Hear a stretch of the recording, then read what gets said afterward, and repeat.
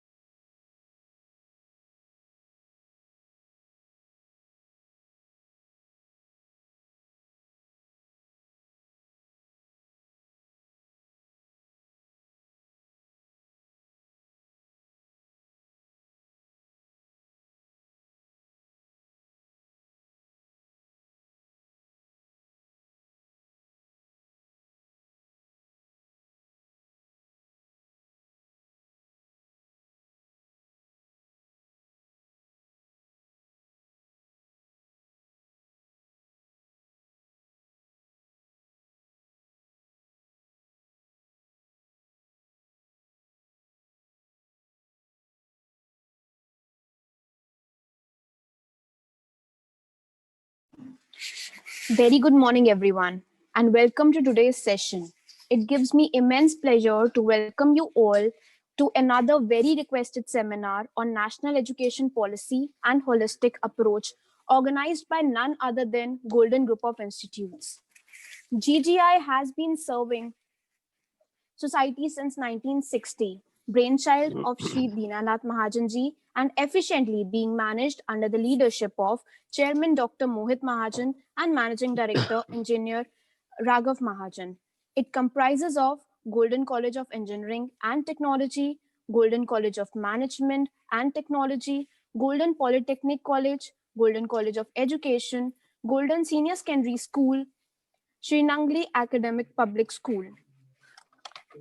Golden Group has been set with a clear mission to pursue excellence in the field of education and to adhere to the highest standard of academic region in all its work. Now, I would like to request our revered principal, Sir Dr. Lakhwinder Pal Singh, GCET Gurdaspur, to please address our spokesperson for today and welcome everybody. Over to you, sir. Yeah, thanks, Ankita. A very good morning to one and all present over here. Myself, Dr. Lakhvinder Pal Singh, Principal, Golden College of Engineering and Technology, Gurdaspur. On the behalf of the management, faculty, and staff, extends a very warm welcome to our today's resource person, Shri Desraj Sharma ji, National Convener, Shiksha Sanskriti Uthan Nyas, New Delhi.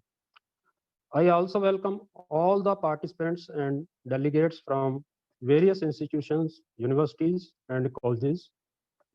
Shri Desraj Sharma ji will present a webinar on a very emerging topic, national education policy and holistic approach.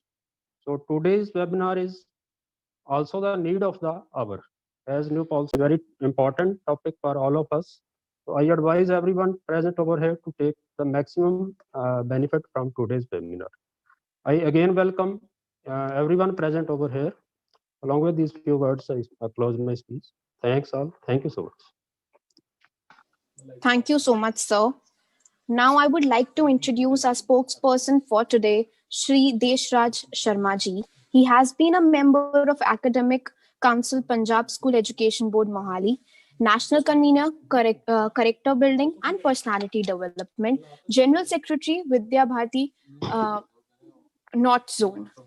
I would like to express my heartfelt gratitude to you, sir, that on our request that you agreed to enlighten us with yet another session on this topic of national education policy. I would like to hand over this to you, sir. Please enlighten us with your words.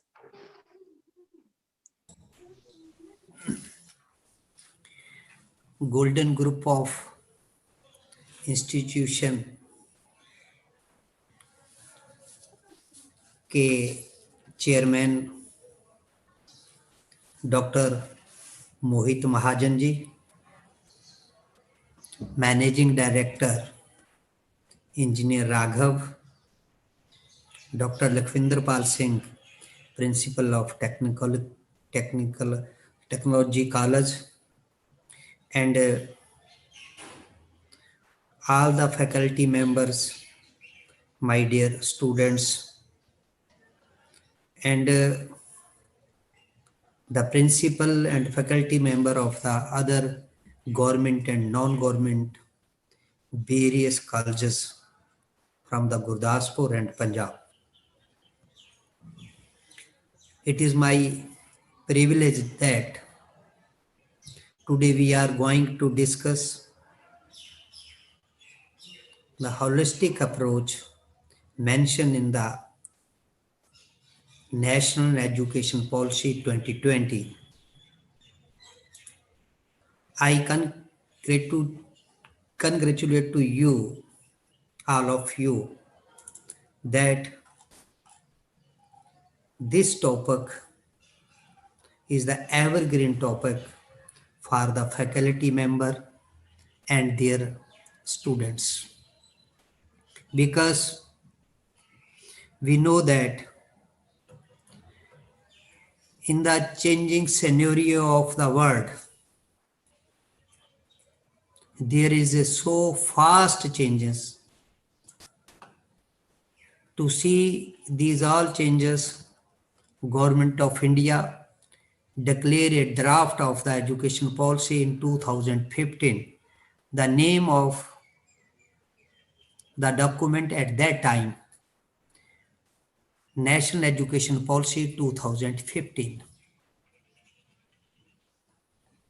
2015 से 2020 document का नाम बदल गया, national education policy 2020 हो गया। 5 वर्षों का एक बहुत लंबा पीरियड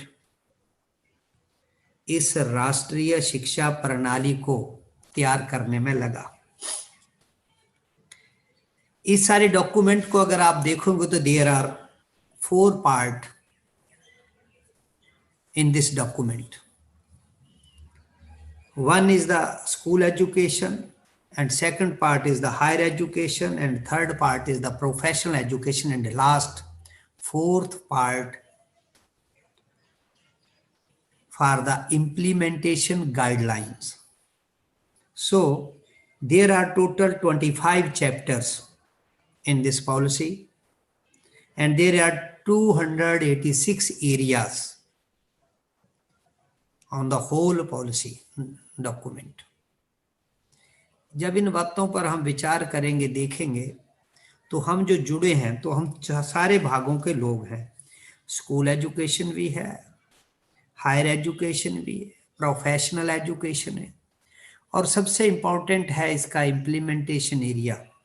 तो there are 4 part having 25 chapters and 286 areas. सबसे पहले मैं ये कहना चाहूँगा, हम सभी को इसके कुछ पॉइंट्स पर जाना चाहिए, क्योंकि ये शिक्षा नीति एक होलिस्टिक अप्रोच के रूप में हम सबके सामने आई है। जब हम होलिस्टिक अप्रोच की बात करेंगे तो जो बहुत पहले इसका एक बड़ा इंपॉर्टेंट एरिया है। We know about in the education, there is the formal and informal way of the education. There is the curriculum, specific curriculum for the classroom working, as well as extra curricular activities. Now, in this policy, there will no any extra co-curricular activities. All the activities merged along with the curriculum framework. अब ये syllabus का हिस्सा होगी। ये किसी की holistic approach के लिए सबसे इंपॉर्टेंट बात है कि जो वो करिकुलम फ्रेमवर्क के अंदर सिलेबस के मुताबिक जो कुछ पढ़ता है, उस पढ़ने के लिए इर्द गिर्द का जो वातावरण बनता है, जो उसकी समग्रता की ओर बढ़ता है, जो उसके चहुमुखी विकास की ओर बढ़ता है, जो होलिस्टिक डेवलपमेंट की बात करता है, वो एरियाज आज से पहले यानी इस शिक्षा नीति के डॉक्यूमेंट से पहले अलग अलग ढंग से प्रस्तुत किए जाते थे, अलग अलग ढंग से रखे जाते थे। उदाहरण के लिए हम पढ़ते हैं तो वहां पर एक कल्चरल प्रोग्राम होगा, कुछ म्यूजिक की तैयारी होगी, और स्पेसिफिक बच्चे उसके अंदर अपनी प्रतिभा को दिखाते थे, अपने टैलेंट को शो करते थे उस प्लेटफॉर्म से। अब क्या है, अब इसके अंदर जो मल्टी डिसिप्लिन अप्रोच की बात कही है, जैसे आर्ट इंटीग्रेशन आया। अब सभी शिक्षकों को और विद्यार्थियों को यह समझना बड़ा आवश्यक है कि एक चैप्टर को हम कथा, कहानी, प्ले, नाटक, पहेलियों, गीत गाकर गीत के फ्रेमवर्क में कैसे प्रस्तुत कर सकते हैं। That is the art integration. इस आर्ट इंटीग्रेशन के माध्यम से उसकी जो होलिस्टिक अप्रोच आपके ध्यान में आएगी, तो वो किसी भी टॉपिक को, चैप्टर के टॉपिक को पढ़ता पढ़ता इस विधा से पढ़ाया जाएगा ताकि उसकी समग्रता की ओर चारों तरफ से उसकी विकास के पहलू सामने आ सकते हैं, उसका टैलेंट उसमें शामिल हो जाएगा जो इससे पहले नहीं था। दूसरी बात, इस सारे के सारे सिस्टम के अंदर, इस पॉलिसी के अंदर एक बहुत बड़ी बात कही है, वो बात हम सबको, वो भी होलिस्टिक अप्रोच से जुड़ी है। 30 जुलाई 2020 से पहले भारत के शिक्षा मंत्रालय का नाम ह्यूमन रिसोर्स डेवलपमेंट मिनिस्ट्री था, लेकिन 30 जुलाई 2020 को इसका नाम बदलकर शिक्षा मंत्रालय हो गया, एजुकेशन मिनिस्ट्री हो गई। अब इस शब्द के अंदर एक अप्रोच ध्यान में आएगी। पहले था ह्यूमन रिसोर्स डेवलपमेंट, यानी एजुकेशन का जो ऑब्जेक्टिव था, तो उसने आदमी को एक टूल, एक मशीन माना और उस टूल और मशीन को डेवलप करने का एक हथियार शिक्षा मानी। जबकि व्यक्ति जो है उसकी होलिस्टिक अप्रोच होने के कारण से, समग्रता की दृष्टि होने के कारण से, व्यक्ति बहुत सारे रिसोर्स क्रिएटर है, वो स्वयं रिसोर्स नहीं है, he is a creator of the resources. ये एक मुख्य बात है। जब किसी का दिमाग इसके लिए चलता है तो फिर आप देखेंगे कि किसी भी व्यक्ति को आज हम पूछेंगे कि तेरे जीवन का लक्ष्य, what is the aim of your life, तो आप ढूंढिए उसके उत्तर क्या मिलेंगे। तो किसी के जीवन के लक्ष्य में और शिक्षा के लक्ष्य में अंतर नहीं होना चाहिए। जब वो अंतर नहीं होगा तो शिक्षा सीधी समग्र विकास की ओर आगे बढ़ेगी। किसी भी पर्सनैलिटी को डेवलप करने की सोच जो बनेगी वो समग्रता बनेगी, वो होलिस्टिक बनेगी। तो ये एक मुख्य केंद्र बिंदु इस राष्ट्रीय शिक्षा नीति के अंदर ये उभर कर आया है। दूसरी बात जो ध्यान में देने वाली है समग्रता की दृष्टि से, पिछले 40 वर्षों से दुनिया ने अपने काम करने के तरीके बदल लिए, सोचने के तरीके बदल लिए।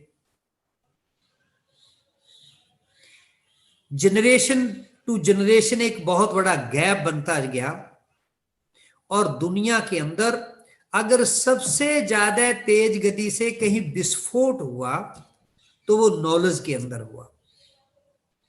यानी जो नॉलेज पहले एक जनरेशन 20 ईयर के बाद बढ़ता था, दुगना बनता था, आज वो 6 वर्षों में दुगना हो जाता है।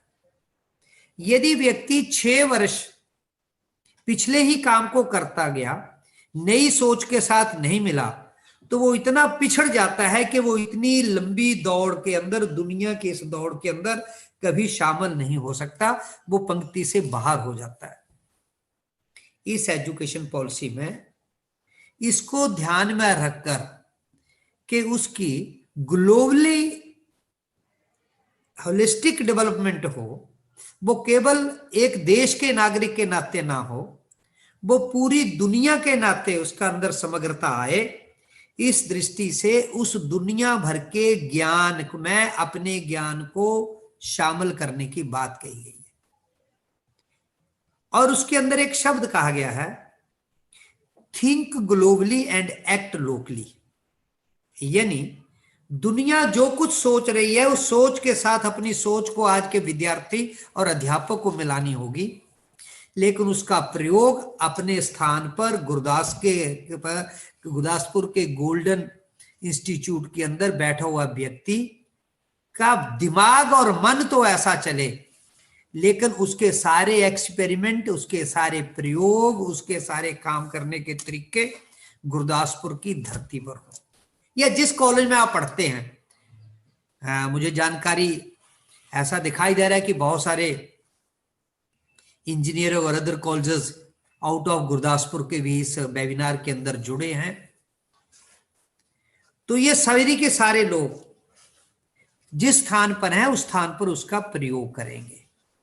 तो इसलिए दूसरी जो अप्रोच है, जिसमें एक बहुत बड़ा गैप आया पिछले 30 वर्षों में, वो आया कि साइंटिफिक एंड टेक्नोलॉजिकल एडवांसमेंट के कारण से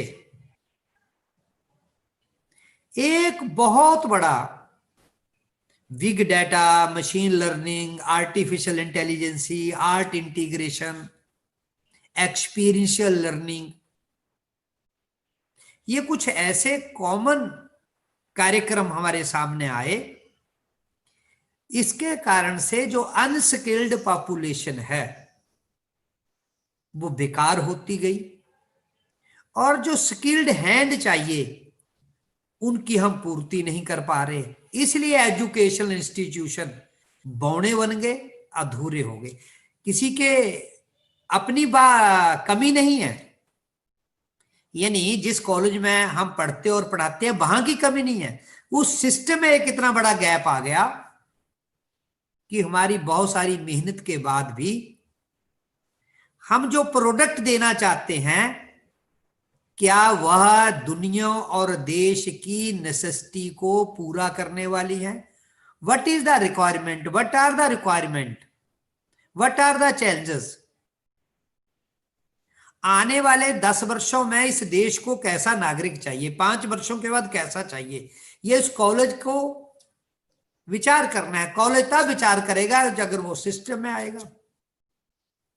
तो इस दृष्टि से जो दुनिया भर के अंदर हमें जरूरत पड़नी, उस जरूरत को पूरा करने के लिए, और जो अनस्किल्ड लोग बेकार होते गए उनको स्किल्ड कैटेगरी में लाने के लिए ये एक बहुत बड़ी अप्रोच इस एजुकेशन पॉलिसी में है। इसलिए दूसरी समग्रता हम इसके अंदर अगर देखेंगे तो 3 वर्ष से लेकर डॉक्टरेट की पढ़ाई तक इसको कंटिन्यूटी में रखा है और इंटरलिंक्ड किया है। यानी एक दूसरे की पूरे हायर एजुकेशन इंस्टीट्यूशन और school institution, professional institution and research institution, ये सारे इंटरलिंक्ड हैं आपस में। इनको अलग अलग टुकड़े करके विचार नहीं किया जा सकता, इनको इकट्ठा ही, यानी जो कोर्स बच्चा 9वीं 10वीं और 11वीं 12वीं में कर रहा है उसका लिंक सीधा हायर एजुकेशन के साथ है, जो हायर एजुकेशन दे रही है उसका रिसर्च के साथ है। तो इस तरह से एक होलिस्टिक अप्रोच इस एजुकेशन पॉलिसी के अंदर दिखाई देती है।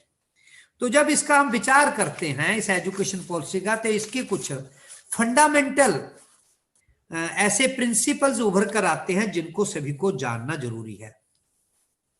उसमें है recognising, identifying and fostering the unique capability of each student by sensitise teacher as well as the parents. अब ये बड़ा इंपॉर्टेंट बात है।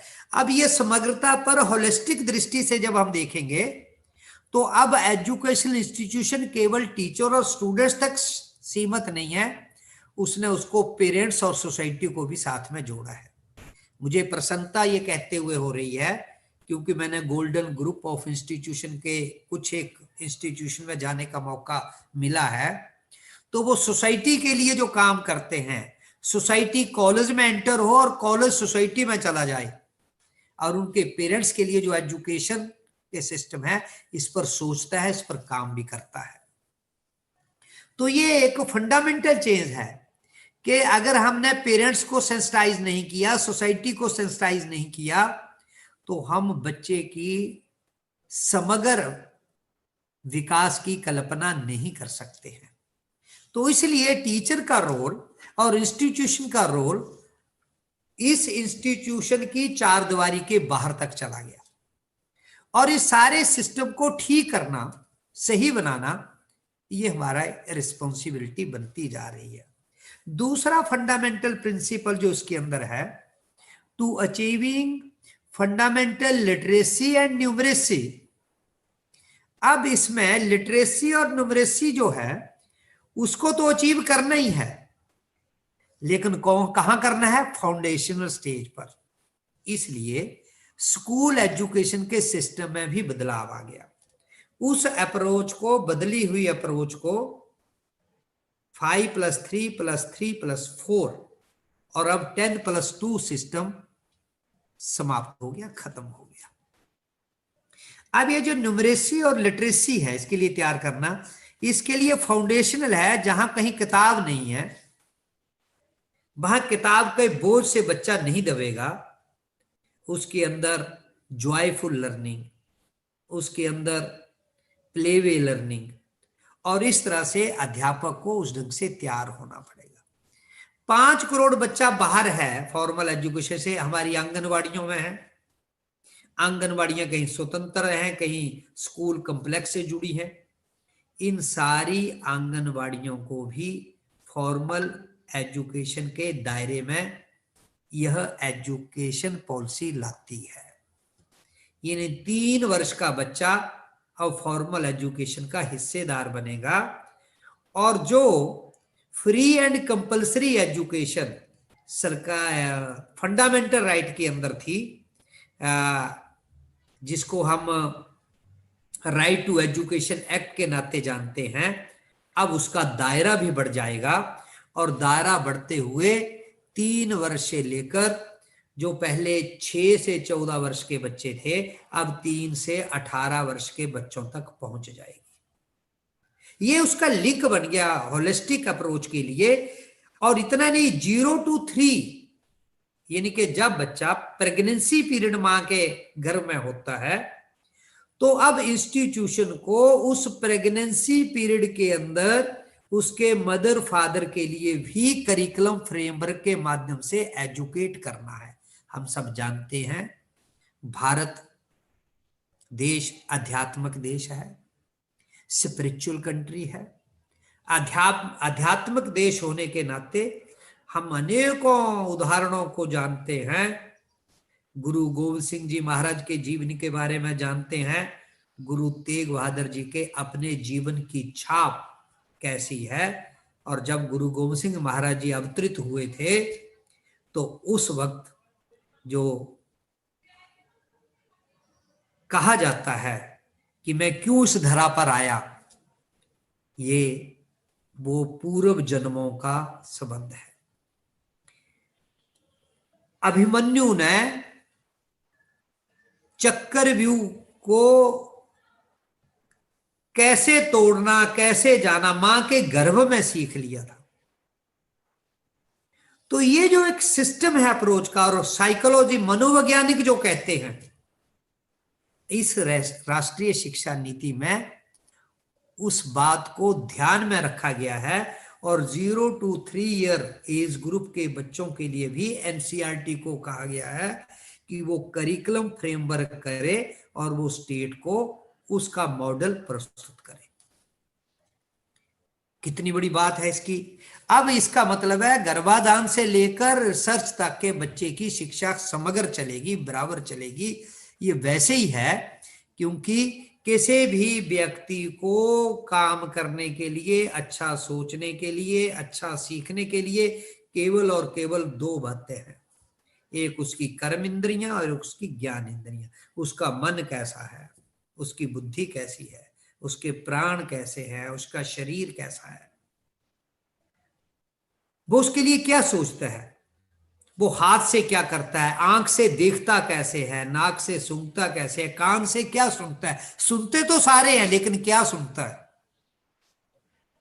ये जो कर इस शिक्षा नीति के अंदर इस पर बहुत बड़ा बल दिया गया है कि बच्चा हाथ से काम करने वाला बने। अभी तक जो व्हाइट कॉलर जॉब के लोग निकलते थे कि मुझे गोल्डन ग्रुप ऑफ इंस्टीट्यूशन में टेक्नोलॉजी डिपार्टमेंट के अंदर, कॉलेज के अंदर एडमिशन तो मिल गई, लेकिन अब मैं हाथ से कुछ नहीं करूंगा, मैं डिग्री लेकर बाहर आ जाऊंगा, तो वो युग अब समाप्त हो गया। उस बच्चे के लिए कहीं कोई जगह नहीं होगी। उसका एक कारण है क्योंकि हमारे यहां दूसरी जो बहुत बड़ी कमी रही थी इससे पहले, जिसके कारण से होलिस्टिक अप्रोच से डिफरेंट टुकड़ों में विचार होता था, उसका कारण था कि एक दूसरे का संबंध नहीं था। प्राइमरी डायरेक्टोरेट अलग है, सेकेंडरी डायरेक्टोरेट अलग है, हायर एजुकेशन के यूनिवर्सिटी अलग है, टेक्निकल एजुकेशन, बाल व्यक्ति एक ही है भाई। उसी व्यक्ति ने अगर उसकी समग्रता का लिंक आपस में नहीं है तो उसकी होलिस्टिक डेवलपमेंट हो ही नहीं सकती, क्योंकि समग्रता के लिए इन्हीं 4 बातों को ध्यान में रखकर किसी व्यक्ति की जीवन यात्रा तय होती है। तो पढ़ाई के साथ में उसका वो लिंक, तो इसलिए अब वो 6ठी कक्षा से ही स्किल डेवलपमेंट के नाम पर बच्चे को कुछ ना कुछ सीखना होगा। और सीखने के लिए कोई बहुत बड़ा बजट नहीं लाना होगा। सीखने के लिए जो ट्रेडिशनल ऑक्यूपेशन है, जो ट्रेडिशनल व्यवसाय हैं, प्रोफेशन हैं, कहीं वनों में मधुमक्खियों के शहद का काम होता होगा, कहीं लकड़ी का काम होता होगा, कहीं मिट्टी के बर्तनों का काम होता होगा, कहीं बर्तन बनाने की कलाएं होंगी, कहीं कठपुतली और ऐसा गाने की बातें होंगी, कहीं ऐसी हमारे लोकगीतों की परंपराएं होंगी।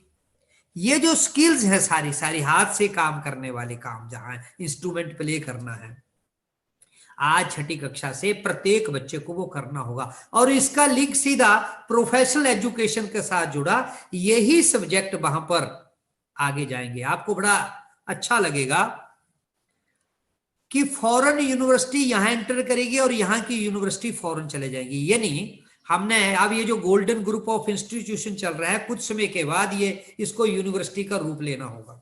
अब ये कॉलेज नहीं रह सकते। ऐसे पूरे देश भर के अंदर सिंगल अप्रोच कॉलेज नहीं चलेगा, मल्टीपल डिसिप्लिन कॉलेज होंगे और वो कॉलेज अपने आप करिकुलम बनाएंगे, अपना ही उनका एग्जामिनेशन मॉड्यूल होगा, अपना ही उनका मार्किंग शेड्यूल होगा, सारा स्ट्रक्चर उनको अपने आप तैयार करना है। और ये जो एफिलिएशन यूनिवर्सिटियों से है, ये सिस्टम समाप्त हो जाएगा। क्यों? इसके पीछे कारण है। इसके पीछे कारण है कि जो फॉरेन की यूनिवर्सिटी हम कॉल कर रहे हैं, उन यूनिवर्सिटी के लिए कुछ लोगों को डर है, जो यूनिवर्सिटी चला रहे हैं लोग, और मैं तो कई गवर्नमेंट यूनिवर्सिटी के लोग भी, कई वाइस चांसलर इस बात पर एक शंका जाहिर कर रहे हैं इस पॉलिसी के अंदर कि अगर वो यूनिवर्सिटी एंटर करेगी तो हमारी यूनिवर्सिटीज का क्या होगा। बड़ा सीधा सा उत्तर है, पॉलिसी के अंदर मेंशन है। उन यूनिवर्सिटीज के लिए कुछ सिलेबस और सब्जेक्ट कंपलसरी है जो यहां पढ़ाने होंगे, जैसे यहाँ का प्राचीन ज्ञान, यहाँ का वैदिक मैथमेटिक्स, यहाँ का प्राचीन इतिहास, तो यहाँ के जो ट्रेडिशनल और परंपरागत और प्राचीन काल की कुछ बातें हैं, योग, संगीत, क्लासिकल म्यूजिक, ये सारी चीजें उन यूनिवर्सिटीज को पढ़ानी होंगी। और हम जब जाएंगे तो हम उनकी कुछ विशेषताओं को लेकर वहां पर जाएंगे।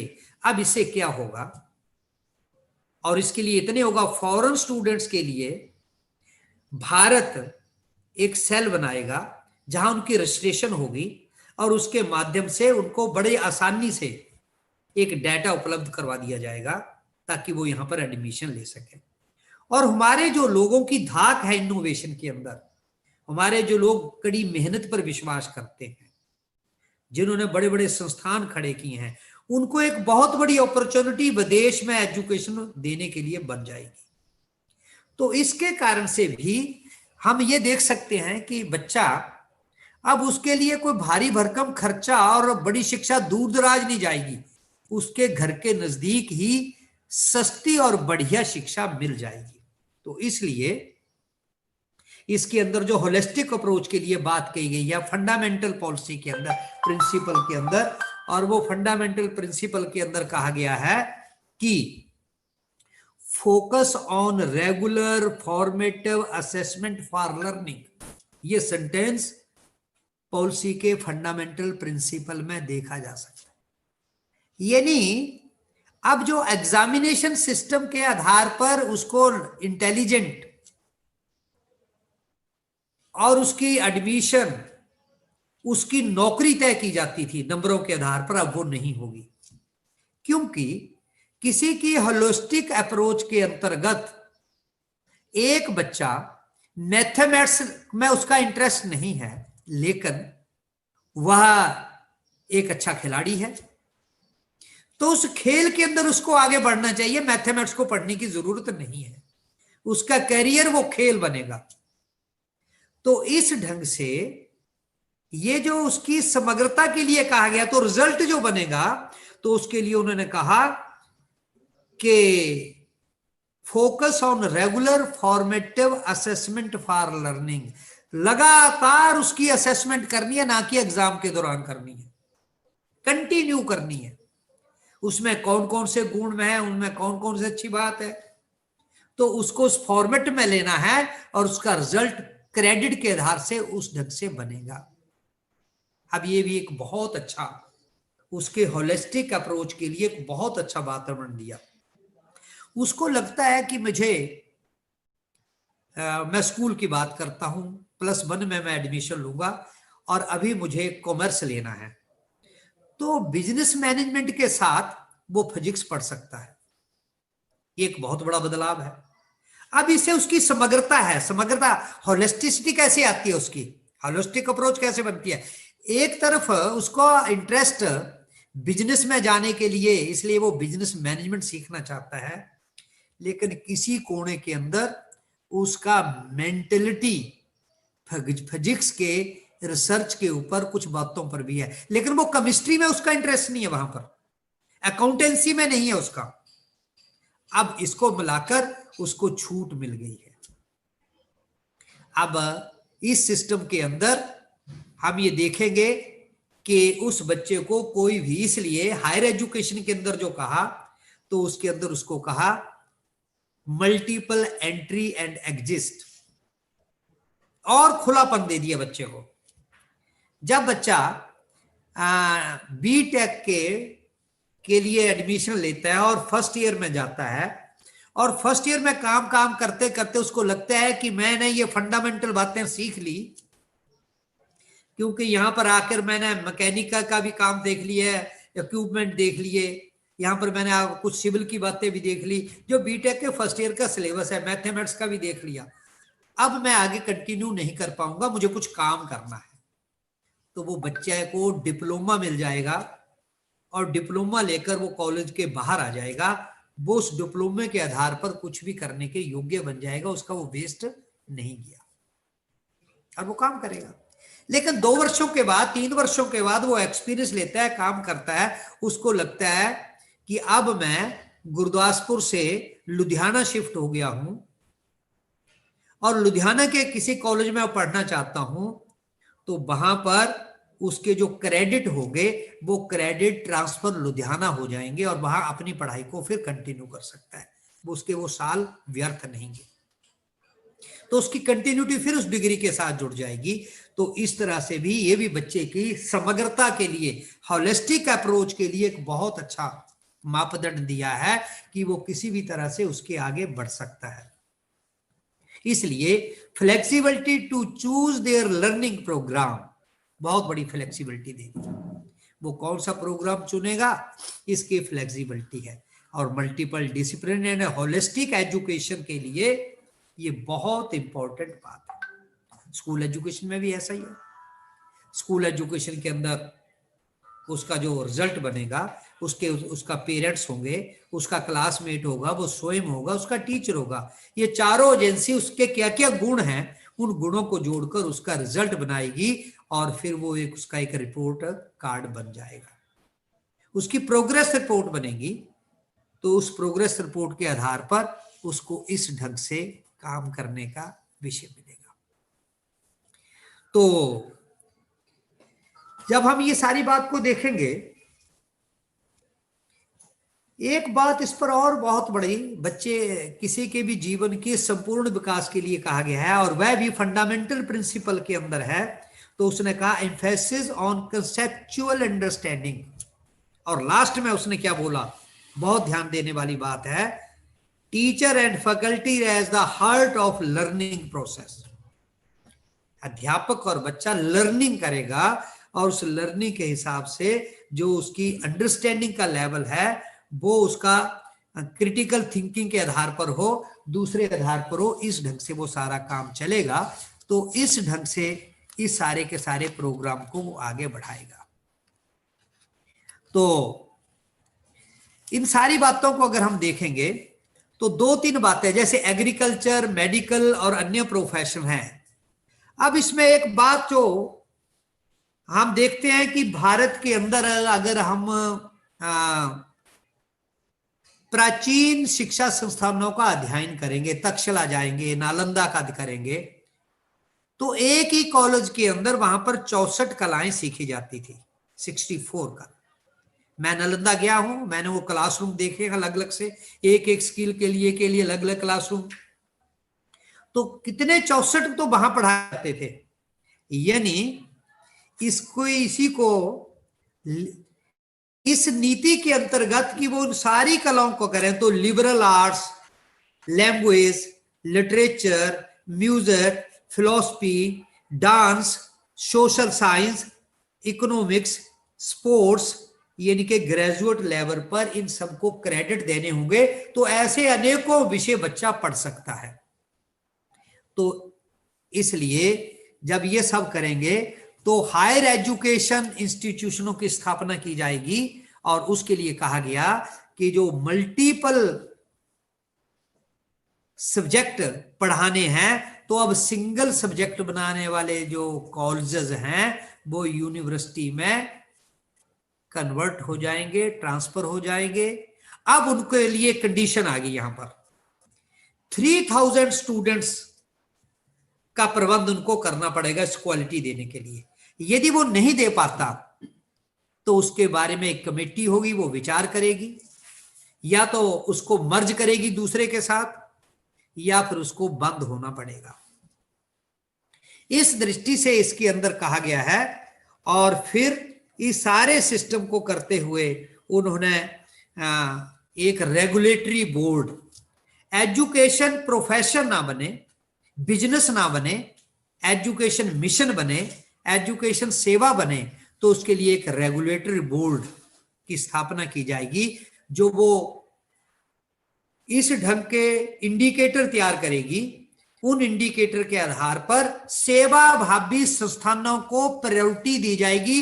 दे may be government and private.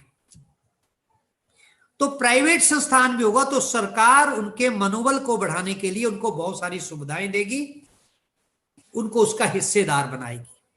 तो उसने वहां सेवा भावी इंस्टीट्यूशन इस नाम से उसका नाम उन्होंने दिया है।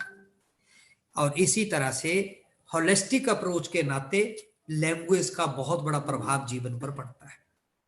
पंजाब में रहते हुए हमारी जो मदर टंग है पंजाबी, यदि बच्चे की लर्निंग प्राइमरी के अंदर, स्कूल के अंदर अपनी मदर टंग में होती है तो फिर उसकी लर्निंग कैपेसिटी और उसकी फंडामेंटल थिंकिंग, उसकी क्रिटिकल थिंकिंग बहुत अच्छी बढ़ती है और उसके जो थॉट्स हैं, जो बेसिक थॉट्स होते हैं वो बाहर आते हैं। उसको जब बच्चा किसी अन्य भाषा में सीखता है तो वो याद करता है, वो उसको पढ़ता है और उन विचारों को जोड़कर बोलता है। उसके मौलिक थिंकिंग नहीं होती, बेसिक थॉट्स नहीं होते, और जब तक व्यक्ति के बेसिक थॉट्स नहीं आते वो व्यक्ति महान बड़ा नहीं बन सकता है।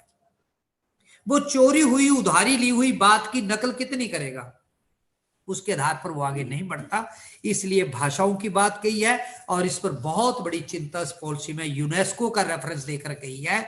यूनेस्को ने एक बड़ा चिंता जाहिर की है कि 197 भाषाएं लगभग खत्म होती जा रही हैं और उन भाषाओं के अंदर बहुत बड़े ज्ञान का खजाना छुपा है जो आने वाली पीढ़ी को आना चाहिए।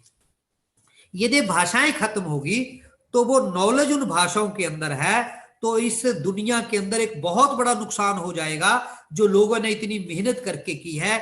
इसलिए इस शिक्षा नीति के अंदर इस बात को रखा है कि बच्चे का हायर एजुकेशन तक और इवन देन कॉम्पिटिटिव एग्जामिनेशन तक medium of instruction mother tongue होगा।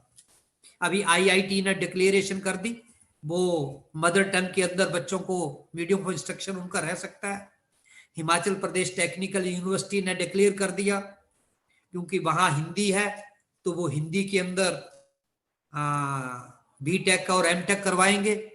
इस तरह से पूरे देश के अंदर ये एक बहुत बड़ी उपलब्धि समग्रता की होलिस्टिक अप्रोच की दृष्टि से क्या होगी। जो गांव का बच्चा इस भाषा के बोझ से मौलिक रचना नहीं कर पाता था, अब उसकी मौलिक रचना के उसका टैलेंट उभर कर आएगा और एक बहुत बड़ा प्लेटफॉर्म उपयोग करने के योग्य बन जाएगा।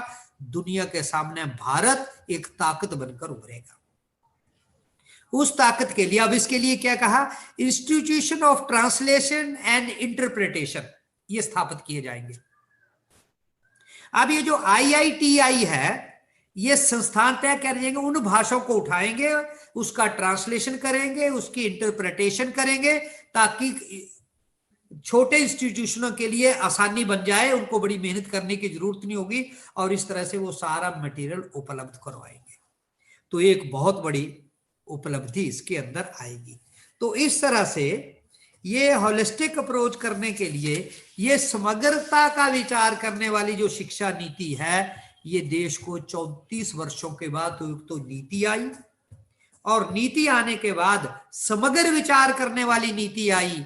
और इस नीति को यदि हमने अच्छी तरह से समझ लिया, किसने समझ लिया, स्टेक होल्डर्स ने, college management, school management, teachers, students and parents. तो मैं धन्यवाद करना चाहता हूं गोल्डन ग्रुप का कि उन्होंने ऐसे महत्वपूर्ण विषय पर यह वेबिनार आयोजित करने का निर्णय लिया जो किसी भी आदर्श शिक्षा संस्थान का पहला गुण है। क्योंकि यदि स्टेक होल्डर इससे परिचित नहीं हो पाए तो वो कंफ्यूजन में रहेंगे और कंफ्यूजन में रहते रहते उनके कई वर्ष बीत जाएंगे, वो अच्छा रिजल्ट नहीं दिखा पाएंगे। इस दृष्टि से ये व्याख्यान करना, ये वर्कशॉप करना बहुत बड़ी आवश्यक और बहुत बड़ी जरूरी है। तो इस तरह से इन सारी बातों को करते हुए मैंने आपके सामने कुछ एक विषय रखे हैं। एक बात कहकर मैं और आपको एग्रीकल्चर की बात करता हूं।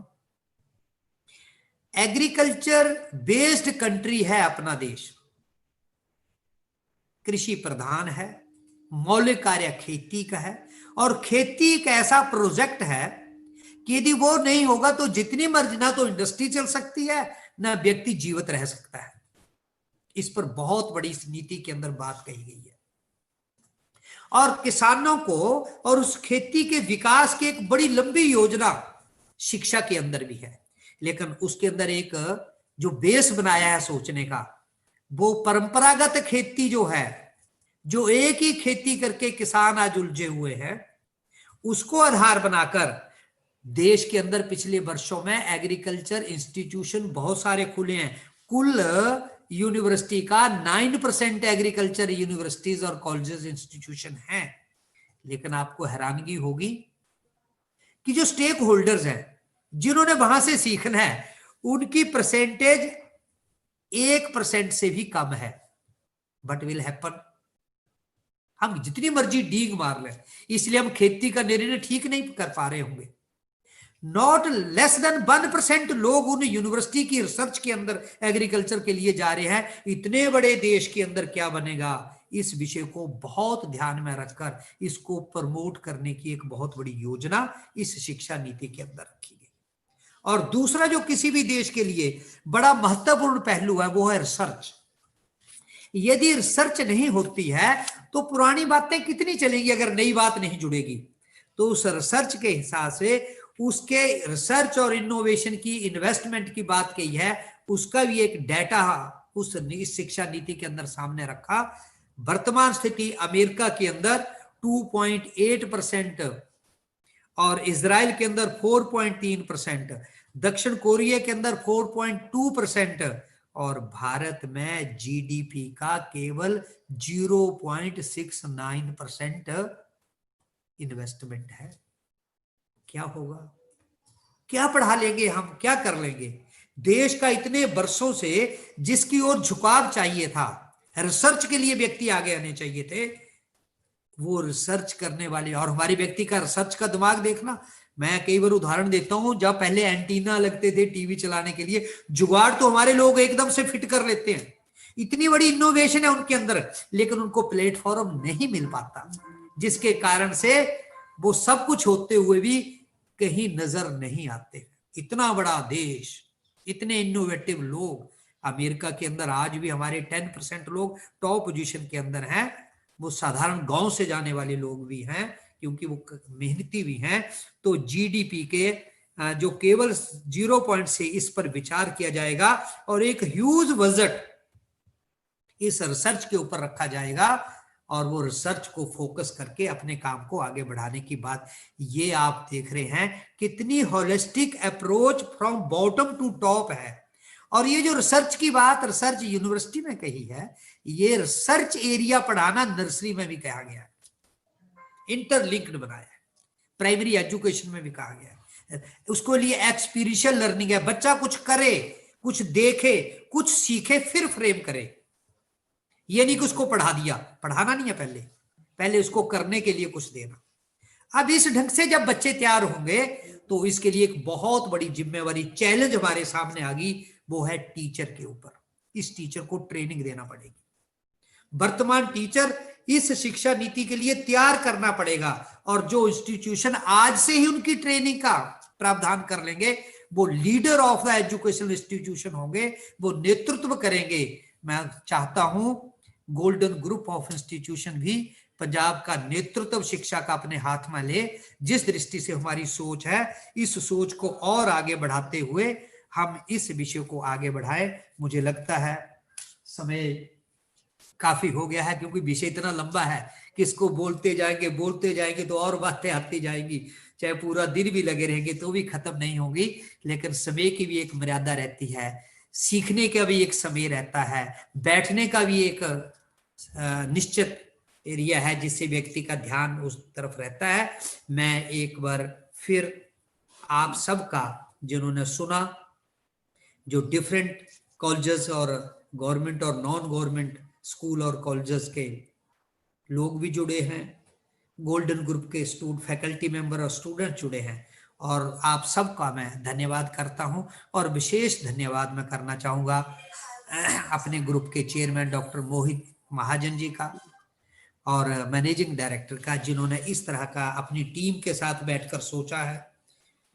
जो देश की एक बहुत बड़ी जरूरत है उस पर विचार कर रहे हैं। जो बालकों का भविष्य है, जो अभी 2 वर्षों के बाद शुरू होगा, उसकी आज चिंता शुरू कर दी। और जो पहले से ही चिंता शुरू करते हैं, क्योंकि शिक्षा यही कहती है जो 5 वर्षों के बाद होना है उसकी तैयारी आज करनी होगी। आप इस दिशा में आगे बढ़ रहे हैं, मैं आपको प्रणाम करता हूं, धन्यवाद करता हूं और इन्हीं शब्दों के साथ अपनी बात को यहीं समाप्त करता हूं। धन्यवाद। Thank you so much, sir. Thank you for enlightening us with your knowledge. Now, I would like to invite our revered chairman, Sir Dr. Mohit Mahajanji, to present the vote of thanks. Respected this Raj Sharma ji, National Convener, Shiksha Sanskrit Uthan Nyas, New Delhi, and General Secretary Vidya Bharati, North Zone. I am really thankful to Desraj जी, इन्होंने अपना बहुमूल्य समय निकाला और आज हमारे लिए बड़ी ही गर्व की बात है कि गुरदासपुर और इसके आसपास के जितने भी गवर्नमेंट स्कूल्स हैं, साथ में कॉलेजेस हैं, बीएड कॉलेजेस हैं, इंजीनियरिंग, पॉलिटेक्निक, मैनेजमेंट और कुछ यूनिवर्सिटियों के रिप्रेजेंटेटिव्स भी हमारे साथ आज इस वेबिनार में आए हुए हैं। तो मैं आपकी तरफ से, अपने गोल्डन ग्रुप ऑफ इंस्टीट्यूशन की तरफ से आप सबका बहुत आभार व्यक्त करता हूं कि आपने बहुत मूल्य समय निकालकर इस वेबिनार को देखा है। गोल्डन ग्रुप ऑफ इंस्टीट्यूशन के सारे फैकल्टी मेंबर्स और स्पेशली हमारे बचपन Shri Nagli academic public school के स्टाफ मेंबर्स भी सारे इसमें जुड़े हुए हैं। मुझे बहुत ही खुशी होगी कि जो आज बातें देशराज शर्मा जी ने हम सबके साथ शेयर की हैं वो सबके लिए बहुत ही ज्ञानवर्धक होगी, उनका पूरा भरपूर फायदा उठाया जाएगा। बहुत सी बातें तो देसराज जी ने ऐसी बताई हैं जिनके बारे में मेरा ख्याल कुछ ही लोगों को पता था, बाकी सब टीचर्स को नहीं मालूम होगा। जैसे कि टोटल इसमें 25 चैप्टर्स हैं और 286 जो इसके एरियाज हैं। तो मेरे ख्याल से बहुत अच्छी तरह से आपने सारा का सारा विषय जो है हमारे समक्ष रखा है। मैं भविष्य में भी कामना करूंगा कि जल्द ही हालात बिल्कुल ठीक हो जाएंगे तो हम एक बहुत बढ़िया पंजाब लेवल का एक programme golden group of institution के कॉलेज के अंदर रखेंगे और वहां पर सारे शिक्षाविद, जितने भी प्रिंसिपल्स हैं, जितने फैकल्टी मेंबर्स मैक्सिमम आ सकते हैं, हम शिक्षा संस्थान न्यास की तरफ से भी वो फंक्शन ऑर्गेनाइज कराएंगे ताकि इसका भरपूर फायदा सारे फैकल्टी मेंबर्स को। एक बार फिर मैं स्पेशली देसराज जी का बहुत आभार व्यक्त करता हूं कि उन्होंने अपना बहुमूल्य समय निकालकर हम सबको इसका फायदा मिले। धन्यवाद, बहुत धन्यवाद।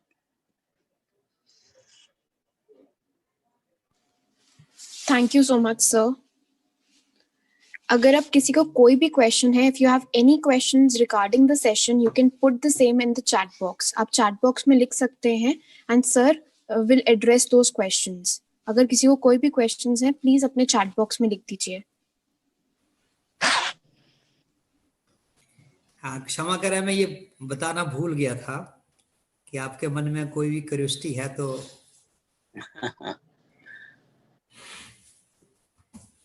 बारी बारी से या तो जो होस्ट हैं, जो एंकर हैं, या तो वो नोट कर लें और रिपीट कर दें एक एक क्वेश्चन को, तो ज्यादा अच्छा रहेगा लिखकर, या फिर मुझे उतनी देर रुकना पड़ेगा।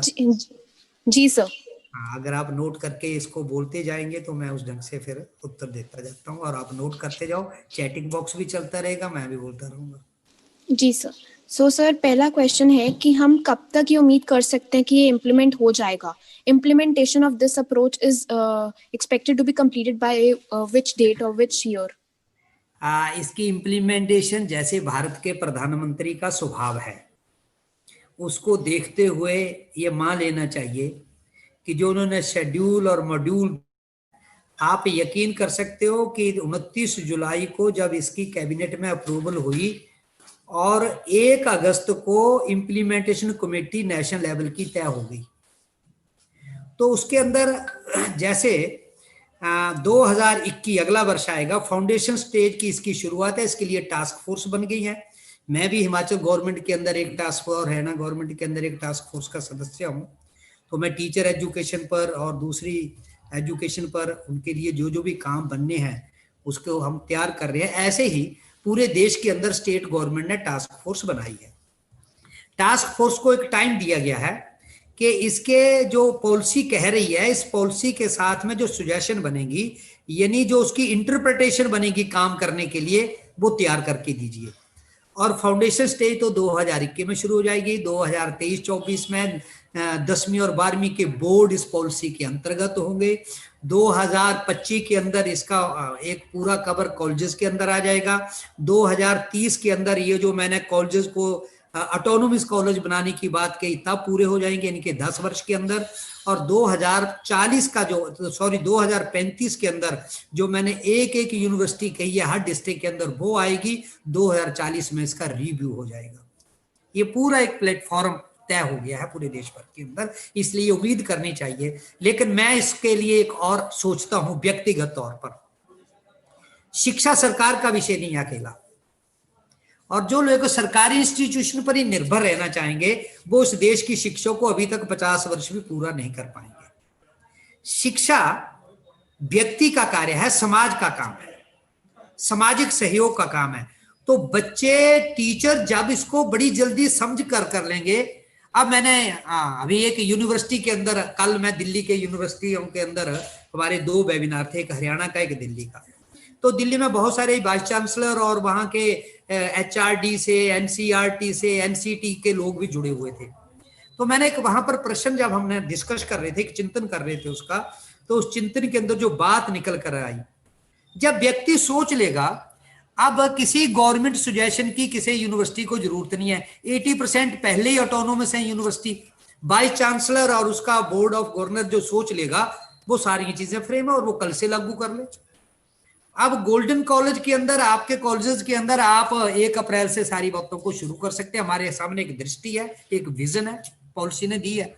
सरकार का एक फ्रेमवर्क रहता है। जैसे सरकार ने कहा कि पहले NCERT करिकुलम बनाएगी, फिर NCERT करिकुलम स्टेट को देगी। अभी मैं हिमाचल गवर्नमेंट की सजेशन बना रहा था, तो उसके अंदर क्योंकि वहां पर प्रेजेंटेशन देनी है तो वहां पर सारे लोग बैठते हैं, तो उसके अंदर जब जाएंगे तो उन्होंने लिखा हुआ है कि NCT टीचर के लिए लिखा है, NCT 2025 तक ये करके देगी। मैंने कहा भाई NCT तो देगी, लेकिन हिमाचल सरकार क्या करेगी? वो भी अपनी स्टेट को ध्यान में रखकर तैयार करे और अपना मॉड्यूल तैयार कर ले, और जब उनका भी आएगा उसके अंदर जो बातें नहीं जाएंगी उसको जोड़ लो, बाकी एडिशन हमारे लिए हो जाएगी। तो ये पॉलिसी को लागू करने का जो दारोमदार है वो सही मायने में हम सब पर है, जो शिक्षा के अंदर जो हम स्टेक होल्डर हैं। इसीलिए मुझे लगता है ये वेबिनार बड़े लाभदायक सिद्ध होंगे इम्प्लीमेंटेशन पॉलिसी के लिए। जी okay sir, thank you so much. Sir next question is कि क्या ये प्रैक्टिकल है कि हम सोफिस्टिकेटेड कोर्सेज जैसे कि बीटेक और प्रोफेशनल एजुकेशन हो गया, उन्हें रीजनल लैंग्वेजेस में प्रोवाइड करें? क्या ये चीज इंटरनेशनल लेवल पे एक्सेप्टेड रहेगी? अगर आप जापान को देखेंगे, इजराइल को देखेंगे, रूस को देखेंगे, चीन के अंदर जाएंगे, तो उनके लोगों को सारी दुनिया मानती है, उनका सारा सिस्टम अपनी भाषा के अंदर है। तो उन मानकों के आधार पर क्या वो देश किसी से कम नहीं है? तो इसलिए 1977 में भारत के विदेश मंत्री अमेरिका गए थे, UNO में गए थे। तो क्या कहा था उस वक्त के फॉरेन मिनिस्टर ने? उसने कहा था मैं अपनी भाषा में बोलूंगा, आपको सीखने की जरूरत हो तो मेरी भाषा को सीख लो या इसका ट्रांसलेशन का प्रबंध कर लो, मैं अपनी बात अपनी भाषा में करूंगा। ये जो स्वाभिमान है व्यक्ति का, ये सारे सिस्टम को ठीक करने वाला है। और ऐसा ध्यान में आता है कि दुनिया भर के अंदर इस ढंग के पहले से सिलसिला चल रहा है। केवल गुलाम देशों की ये हालत है जो अंग्रेजों के कब्जे में रहे हैं। आप लिस्ट बना लो, अंग्रेजी काल के अंदर अंग्रेजों के कब्जे में कौन कौन देश थे, तो वो जो देश है वो ही मीडियम ऑफ इंस्ट्रक्शन इंग्लिश है, बाकी दुनिया का कोई देश ऐसा नहीं है। तो इस ढंग से आप जब स्टडी करोगे तो आपको ध्यान में आएगा कि बड़े आराम से इसकी एक्सेप्टेबिलिटी होगी। जी ओके सर। सर एक और क्वेश्चन है कि एग्जिस्टिंग बीएड कॉलेजेस का क्या होगा? बहुत सुंदर स्कोप है। अभी तक उसको 3 स्टेजेस हैं। अभी तक जो उनका सिस्टम चल रहा है, 1 वर्ष का कोर्स, 2 वर्ष का कोर्स, धीरे धीरे ये 4 वर्ष के कोर्स में मर्ज हो जाएंगे। और ये केवल बीएड नहीं रहेंगे, ये मल्टीपल बन जाएंगे, अटैच दूसरे कॉलेज के साथ होंगे। इसमें अदर सब्जेक्ट भी पढ़ाने होंगे और बच्चा बीएड के कुछ सब्जेक्ट के साथ अदर सब्जेक्ट भी पढ़ेगा। ये जो मल्टी डिसिप्लिनरी की मैं बात बार बार कर रहा हूं, तो ये जो होलिस्टिक अप्रोच की बात कर रहे हैं उसका अर्थ यही है कि ये सिंगल सब्जेक्ट कॉलेज की एग्जिस्टेंस नहीं रहेगी। धीरे धीरे धीरे धीरे ये सारे के अंदर मर्ज होकर ऑटोनोमस और एक किस्म की यूनिवर्सिटी बन जाएंगी। इसलिए स्कोप बड़ा अच्छा है। काम करने वाले व्यक्तियों के लिए जो पहले से ही बहुत अच्छा काम करते हैं उनके के लिए और बहुत बड़ा स्कोप बन जाएगा। और जो केवल डिग्री और सर्टिफिकेट बेचने वाले होंगे, क्योंकि ऐसा इस पॉलिसी में लिखा हुआ है, उनके लिए तो संकट जरूर आएगा। जी thank you so much sir. Sir एक लास्ट क्वेश्चन है, हमें आया था चैट बॉक्स में कि जब हम बच्चों पे फाइन इम्पोज करते हैं, क्या हम एक जैसे कोई भी बात होती है हम उन पे फाइन इम्पोज करते हैं, क्या हम उनको करप्शन सिखा रहे हैं? What is it exactly? कहीं भी फाइन, स्कूल एजुकेशन में फाइन, प्रताड़ना, अगर आप चाइल्ड एक्ट का स्टडी करोगे, हाँ मैं उनके बहुत सारे सेमिनारों में जाता हूँ, उनके जो नेशनल चेयरमैन है वो मेरे बड़े अच्छे मित्र हैं, तो हम इसकी चर्चा करते हैं। तो इसके अंदर बच्चे के मन पर एक प्रभाव पड़ता है, इसलिए सिस्टम नहीं चाहिए।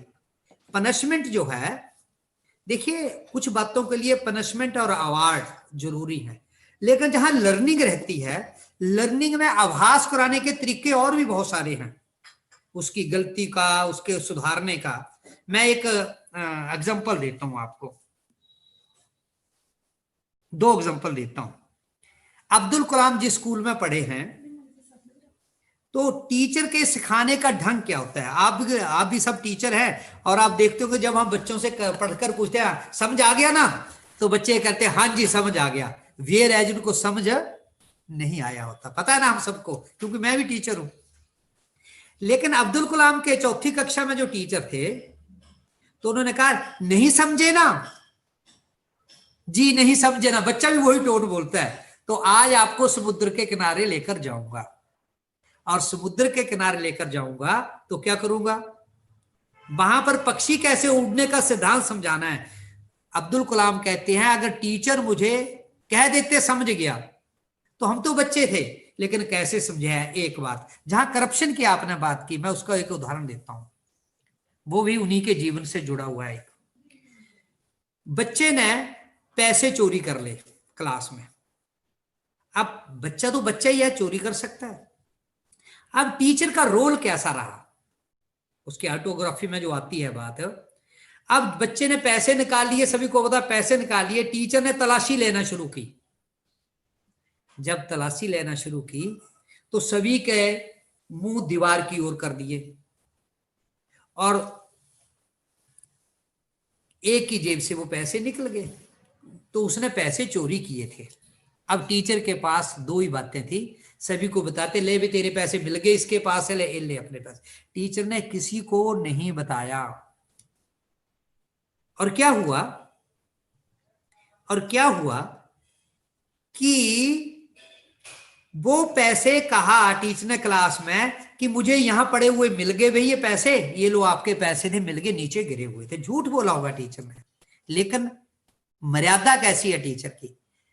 बड़ी उम्र के बाद अपनी ऑटोबायोग्राफी में लिखते हैं कि जब वो विद्यार्थी टीचर से मिलने आया, तो उन्होंने कहा जी मैं वो ही चोरे थे, लेकिन आपके कारण से मेरा जीवन सुधर गया। अध्यापक कहता मुझे तो पता ही नहीं आप कौन है और पैसे कब चोरे। कहते नहीं, एक बार क्लास में ऐसा बना था। अब टीचर का जो काम था, कहते मैं सच बोल रहा हूं, मुझे तेरा पता ही नहीं है। कहते नहीं आप छुपा रहे हो। भाई मैं बिल्कुल ठीक। कहते क्यों? कहते उस दिन क्लास में मैंने भी अपनी आंखों पर पट्टी बांध ली थी ताकि मुझे दिखाई ना दे कि इस बच्चे ने चोरी की है। तो सजा देने के, तारीफ करने के कई ढंग हैं, ऐसे ढंग निकलेंगे। और ये टीचर को इन बातों पर बार बार इस पॉलिसी के अंदर ये बात कही गई है। जीडीपी का 6% बजट तय किया गया है। 50 घंटे सीखने के लिए कहा गए हुए हैं, जो क्लासरूम में गए, कॉलेज के, स्कूल के समय के बाद के घंटे हैं। तो 50 घंटे उनको सीखने के लिए हैं। इन सारे कोर्सेज के लिए जब बातें आएंगी तो इसका भी समाधान होगा। जी Thank you so much, sir. Thank you for enlightening us. It was a pleasure having you here, and we hope that we'll have further collaborations with you. And when this pandemic will end, जब ये खत्म हो जाएगा तो हम जरूर आपसे मिलना चाहेंगे. हम सब आपकी बातें सुनना चाहेंगे face to face. Thank you so much, sir. Thank you very much.